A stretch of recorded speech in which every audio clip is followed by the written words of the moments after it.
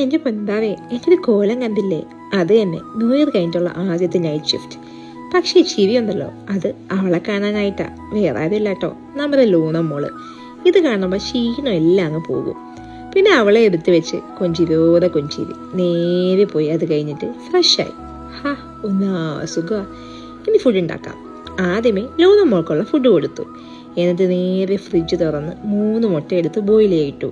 അത് പറഞ്ഞപ്പോഴാ എനിക്ക് hard boiled എഗ്സിനോട് ഒരു താല്പര്യമില്ല, എപ്പോഴും ഹാഫ് ബോയിലിനോടാ താല്പര്യം. അമ്മ പണ്ട് ശീലിപ്പിച്ചുകൊണ്ടായിരിക്കാം ഞങ്ങളുടെ നാട്ടിൽ വാട്ടിയ മുട്ട എന്നാണ് പറയുന്നത്, നിങ്ങളുടെ നാട്ടിലോ? അത് കഴിഞ്ഞ് പിന്നെ അമ്മേനെ കണ്ട് ആപ്പിളും ഒരു ഗ്രീൻ ടീയും കുടിച്ചു. എന്നിട്ട് നേരെ പോയി ദൈവത്തോട് നന്ദി പറഞ്ഞു, പ്രാർത്ഥിച്ചു.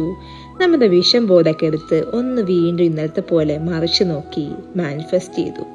അപ്പം എങ്ങനെയാ, ഇനി കിടക്കാല്ലേ? ഇത്രയേ ഉള്ളൂ. ഇനി ശുഭനിദ്ര. അതുവരെ ബൈ.